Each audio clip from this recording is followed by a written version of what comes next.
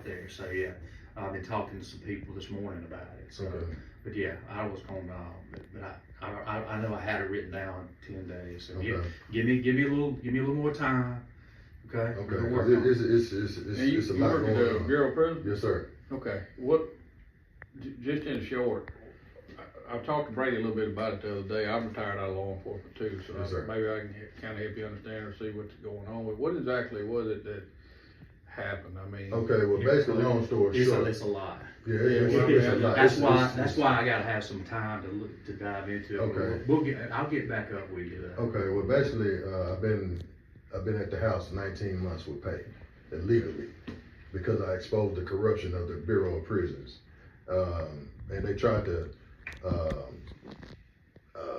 put some fake charges on me because I exposed them, but I caught them again. It's just the cover-ups. It's the continuously cover-ups, and I got the black and white to prove it. You know, I'm just trying to see why we don't have the news media on this. It's already they already been exposed for the corruption of the bureau already. It's already been public made. I don't know why the news. The news need to be on this. So all right, so they for whatever reason. Was it like a disciplinary action? No, it's non-disciplinary. It's none. See, what happened was. I mean, what did they send you home for? I guess is what I'm saying. They said they sent me home due to my lieutenant and my captain said they feared for their life that I'm gonna come to their house and they feared that I'm gonna kill their kids and all this other stuff. But when I said that don't even make sense. How is it that you're taking their threats more seriously when I've been reporting these folks for months? You know, and when I showed them, I pulled out my documentation, I asked them, where are these reports at? You know, and they shut the interview down, and then I had to go to the warden's office, and the warden was like, well, we're just gonna send you home on non-disciplinary leave. But the thing is, I'm gonna tell you this, the Administrative Leave Act of 2016 specifically states that I can't be at home no longer than 10 days. Yeah. And the director of the Bureau of Prisons has authorization up to 10 days to keep me at the house. Even that's for disciplinary, and I'm on non-disciplinary leave. So what I'm saying is, how is it that they can continuously break the law? And then there's no investigation going on. The Office of Internal Affairs already specifically stated there's no investigations with my name in it. Well, there may be, is what we got to figure out too. I got it. We got to see if somebody, all right, BOP comes under, who they come under, Brady? Office of Internal Affairs. But which federal? Department of Justice. I know it's a standalone agency, but are they under Interior or who they under? I can't remember. Or is it just BOP? They fall up under the Department of Justice. Okay, it is Justice. Yes, okay, I couldn't sir. remember which one. Yes, I couldn't remember which one actually happened. But this the thing, I was showing him, like I even went so far as to went out to I've been emailed, I got emails to sending to the director to, this her lying under oath. Like, what else do I need to show you all? Like this woman, this is the old director, busted, and I got the new director, busted. And I got the Attorney General lying under oath. I got videos. These people saying they want whistleblowers to come forward, and I've done everything in my power to come forward. I even got arrested and released on the grounds. The police came out. Who arrested you? The Gadsden County. They let me go because I told them they talked to the whoever's on the grounds, and they realized, oh, I'm a whistleblower, and I made a whole video. Guns and everything to get somebody to talk to me. And this was 7 months ago. And I'm still at the house getting paid. What else do I have to do to get some attention? This is ridiculous. Did you go on to the news? Did it all? Yeah, I just went to the news yesterday, 2 days ago. They said they're going to follow up on There it. you go. Okay. Yes, but like, a lot of times if you can get a little attention that way too, it gets them moving a little better. But like this is affecting my home. This is what I'm saying. Like my wife don't even, she's fearful, and we're going through it. My kids are feeling it. Like it's said in the paper. I'm going through psychological trauma in the paper you gave me. That's what I'm going through. We want you to take care of yourself. Ain't nobody telling me anything. Yeah, we want you to take care I'm showing the evidence of these people continuously breaking the law, Yeah. I got it in video. I got video and black and white. Excuse me. Hey, come on, man. I don't understand what else do I have to do. Like, this how people spaz out. This how people lose their minds because they do the right thing and there's nobody helping them. You had all Yeah, I met with. Let me follow. I had a call about it this morning. Yeah, and we got several people. We got I'm the union president. I'm the union vice president. My president just won her case for civil rights violation. They for $300,000, and they retaliating against her now. She's at the house since November. The agency is going to continue to lose money. They're bleeding money from just Yazoo alone. They just found another guy. Do you live up there? I live on 047. You live here? Okay. I was just trying to get my, so. And the guy, what was your job? What was your job? The senior officer specialist. And like I said, I'm the vice president of Local 1013. And the guy, Gerardo, who I've been trying to report, he's a special investigative agent. He works for the Office of Internal Affairs. He just got found guilty of conducting unauthorized investigations against African American males and staff and inmates.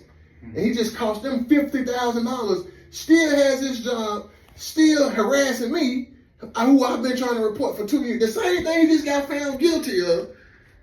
Like this, the correction is deep. What do I have to do?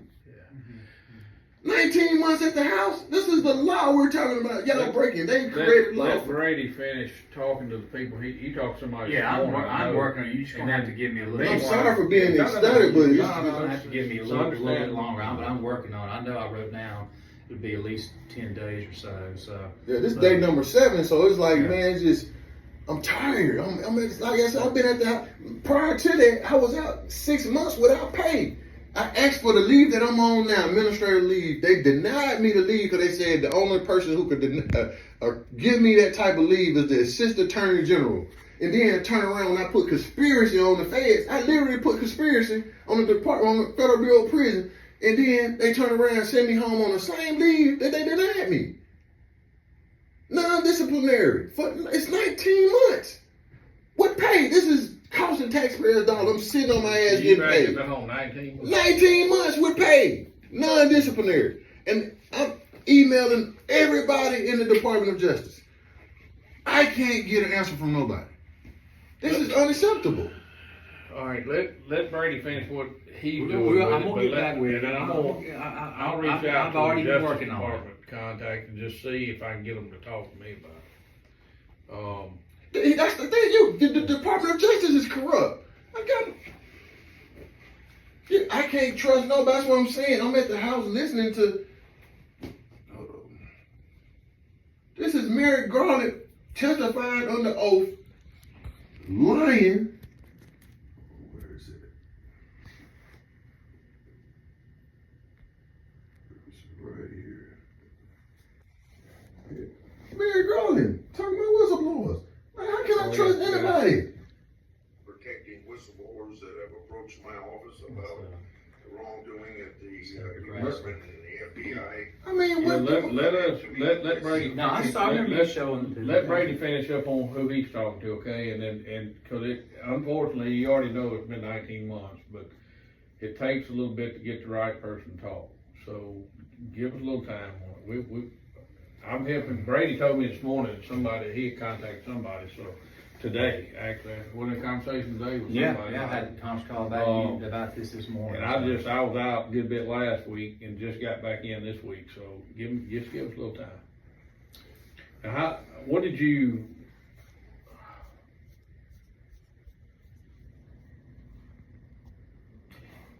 And you've obviously have filed internal grievances. You've done your. I have a federal lawsuit. I'm in civil court, and I have 2 EEO cases. Okay. You know, all that stuff is just long. You're already. Yes, I'm in the settlement stages, but I had a deposition. I did a deposition. I've been up to the federal courthouse. It's not about money. I want heads, because this shit is unacceptable. Like we talking about accountability, but there's no accountability. None. And then I go out here and go shoot up some shit, and then everybody calling me crazy because, oh, he went crazy. see why people lose their minds. Yeah, it's dealing. Oh, I'm sorry about it. Sometimes, man, dealing with some of them internal problems for them are just difficult. And then, not to mention, like I just showed him, the Office of Inspector General reached back out to me. They denied, said they can't help me. But then I sent them some more evidence. They turn around and tell me they're going to refer my case to the Office of Internal Affairs, the same department who I'm trying to report. They're going to let them investigate the case, their own case. That don't even make sense. See a lot in some of these government agencies. The state had some of those problems too once upon a time. Yeah, let Brady finish what he's doing with it, and then let me try to reach out to my Justice Department, see if I can get an answer. Please. I mean, we should be on the news. Get a conversation. We should be set up news conference. Who did you talk to as the news guy? Trent Williams, assistant. Who's he with? WJTV. He the one who broke the story last year, so I said, you know, I just go to him. There we go.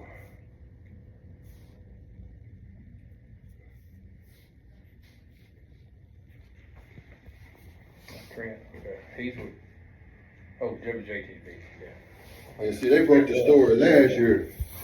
Let me show you this and I go, but.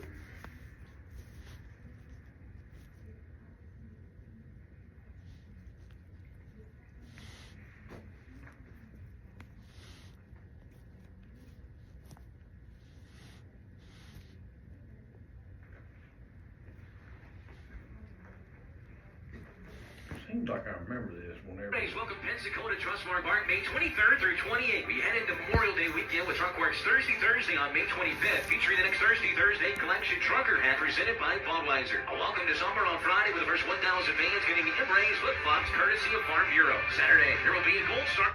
All right, is this when this all started? Yes, sir. Citizens Federal Correctional Center in Yazoo City has been found guilty of violating the civil rights of the president of the American Federation of Government Employees. This decision was made by an independent arbitrator. Arbitrator Ed W. Bankson said that the management at the federal prison also willfully retaliated against AFGE Local 1013 President Cindy Price in violation of the union contract. Bankson ordered the agency to pay Price overtime pay for the 1,080 hours of union work she performed on her own time. That should have been performed during duty hours under the approved contract and past practice. Price was also awarded $300,000 in compensatory damages, as well as attorney's fees and expenses. And she has another case. She just filed another case. They got her at home now since November. So she's just gonna continues to win money. They're gonna force her out. This is taxpayer dollars we're talking about. And like I said, I got 3 cases. And ain't no tell. I got another guy who just filed. How far along the system are your case? Like I said, I'm in the settlement. So you've had depositions. I have deposition, yes, sir. Have you actually been in the courtroom in front of a judge? Yes, sir. I had. I sat in front of the magistrate judge. So you've already actually had some action in the courtroom. Yes, sir. Yes, sir. We couldn't come to agreement. They actually wanted me to take $300,000 to drop all my complaints and drop all my cases and resign. I said I make $80,000 a year. I got 10 to 15 more years I can do. The numbers don't even add up. Why would I resign from an $80,000 job? I don't have a college degree.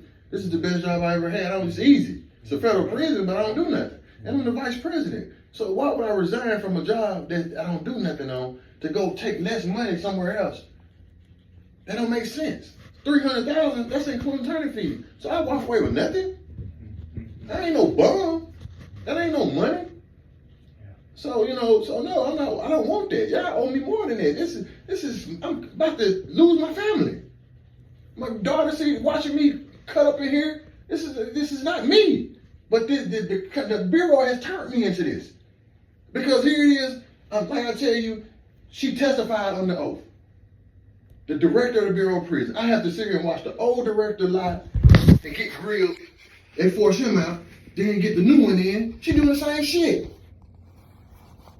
If you could lie on the oath and, what the fuck where's the accountability? And I ain't no troublemaker. All I did was work. I just did my overtime and went on till they they started fucking with me. And then I spoke out on it. Then they do this and send me home because I wasn't no stupid nigga. Excuse my language, but I kept documentation. I know how to keep documentation. Right. A lot of them asking for is answers. Ain't no way I'm supposed to be sitting at the house 19 months. Ain't nobody telling me shit. The director, the deputy director, nobody's telling me nothing. You got a copy of his, he leave you with all his contact? I got contact information. I took his initial summary. Okay. Yeah, and we'll get back up with him. I'll be helping Brady on, so you just give me a chance too to reach out to a couple contacts. He's got your contact information, and we'll follow back up with you. I agree. Listen, I've never been through it, so I can't sit here and tell you I know exactly how you feel. But I got some friends right now going through something very similar with the state. Had two friends that's been with the agency for years that just got, somebody just walked in, demoted both of them, cut them $20,000 a year. And unfortunately, looks like in their particular case, there's some statutory provisions that allow that. I don't like it, it ain't right. But, even talking to them back and forth about that, they raised the sand about it. But I mean, it's not something though, the Congressman's office on state stuff has we don't have any grounds in that. BOP, we do have some contacts we can talk to, and the Congressman may be able to, at some point, put a finger on something. But we got to figure out first who the actual person to push the buttons with is, if that makes sense. The director of the Bureau of Prisons. And the other thing that throws a little bit of a curveball at us with it, and there's nothing wrong with what you're doing, but if you already got a lawsuit pending, we obviously have to be real careful because you have attorneys and everybody else involved. We don't need to do something that might adversely affect you. Does that make, I mean, not saying we're not doing that, I'm just saying, does that make sense? So we don't want to do something that gets tangled up in something your attorney may be working on that we don't know about, and then it causes a whole nother dang spin out. At this point, there's nothing else can be done.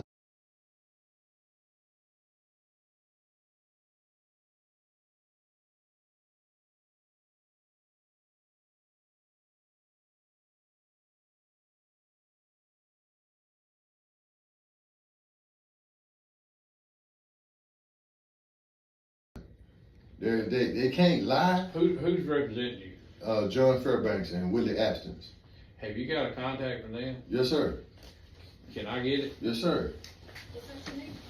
Nobody's gonna get a contact number. Yeah, thank you. Okay. Well, who's the primary attorney? John Fairbanks? John Fairbanks, yes, sir. John.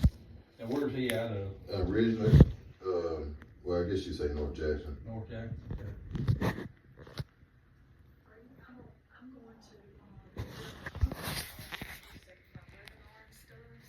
Yeah, we can get. Yeah. Okay, you're back. That's that.